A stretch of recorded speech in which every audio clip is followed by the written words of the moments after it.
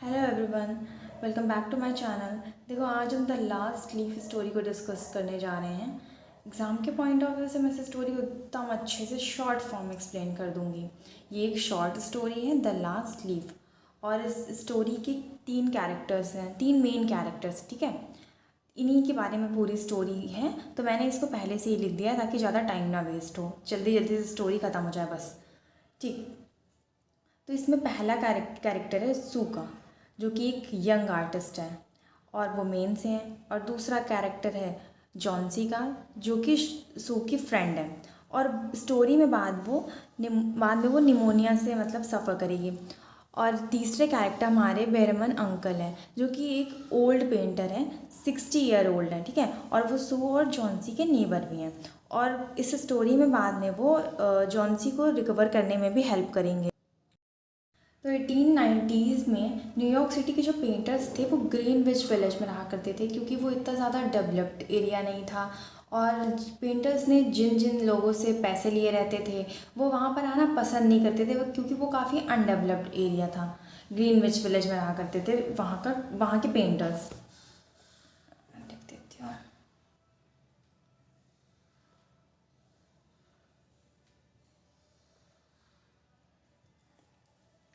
और अनडेवलप्ड था, इसलिए वो वहाँ रहा करते थे। और उनको ना वहाँ पे डिज़ायरेबल रूम्स मिल जाते थे, जैसे मतलब कम रेंट हो गया, मतलब ज़्यादा रेंट नहीं हुआ उस रूम का, और ज़्यादा चीज़ें अवेलेबल नहीं रहती थी, पर उनके अफोर्ड करने जितनी चीज़ें रहती थी वहाँ पर। तो मई का समय चल रहा था और स्प्रिंग सीज़न था उस समय। दो फीमेल आर्टिस्ट एक रेस्टोरेंट में बैठी हुई थी, वो अपने मैगज़ीन के लिए पिक्चर ड्रॉ कर रही थी, जिनमें से एक थी ये सू और दूसरी थी ये जॉन्सी, ठीक है। तो जो सू और जॉन्सी थी वो थोड़ी देर तक बैठी रही और फिर उन्होंने बातें बातें करना स्टार्ट कर दिया एक दूसरे से। और कुछ ही देर में जॉन्सी बताने लगी कि उसकी कैलिफोर्निया उसका फेवरेट है और उसका ड्रीम है कि वो इटली जाके बे ऑफ नेवल्स की पेंटिंग बना सके।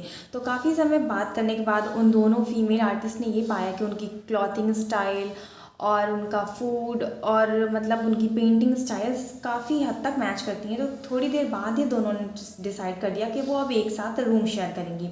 तो दोनों स्टूडियो अपार्टमेंट के थर्ड फ्लोर में शिफ्ट हो जाती हैं। और ये स्टूडियो अपार्टमेंट ये होता है कि जिसमें एक छोटे से ही रूम में लिविंग, किचन और बाथरूम सब कुछ होता है। स्टूडियो अपार्टमेंट में लोग शिफ्ट हो जाती हैं।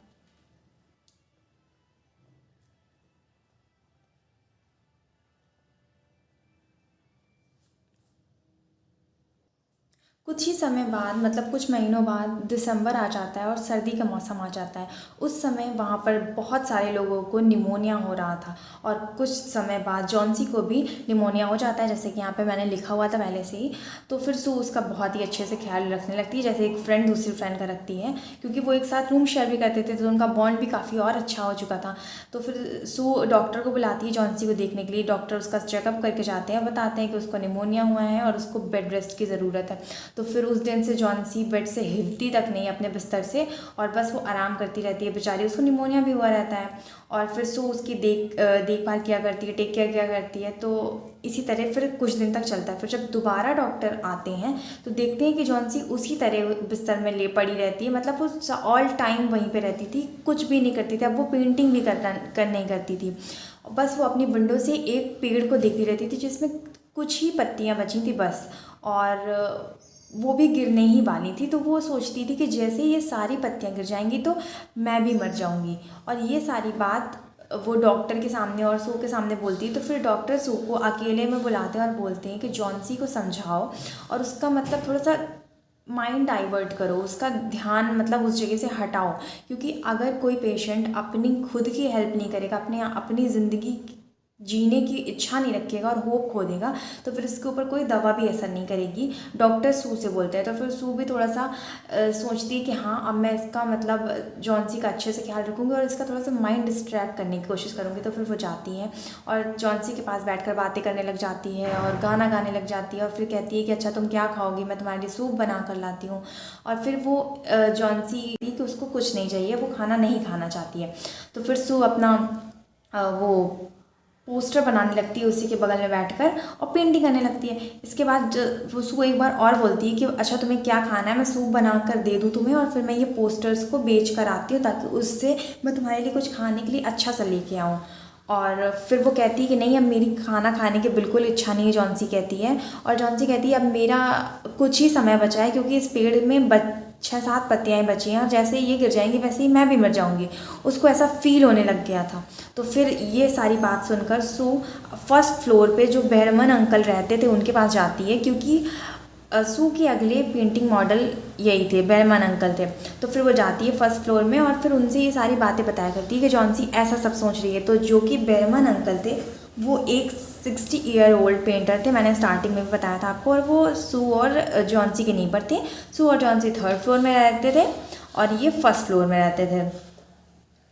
और ये अपनी ज़िंदगी में एक मास्टरपीस क्रिएट करना चाहते थे, एक बहुत अच्छी पेंटिंग बनाना चाहते थे जिनसे मतलब जिस पेंटिंग की वजह से इनका नाम हो, मतलब ऐसा कुछ क्रिएट करना चाहते थे। तो फिर ये सब बातें जॉन्सी की बातें सुनकर सू के मुंह से उनको बहुत गुस्सा लगने लगता है। वो कहने लगते हैं सू से कि ये सब क्या बोल रही है वो, मतलब ज़िंदगी जीना है ना उसको, ये सब नहीं बोलना चाहिए, ऐसे अच्छे से रहना चाहिए उसको।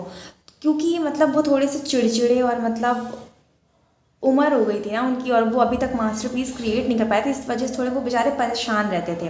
तो वो कहते हैं चलो मैं और तुम चल के ऊपर उससे बात करते हैं चल के। तो जब वो जाते हैं तो देखते हैं कि वो बिस्तर में लेटी रहती है और वो उसी पत्ती को देखा करती है। अब 3-4 ही पत्ती बची रहती हैं।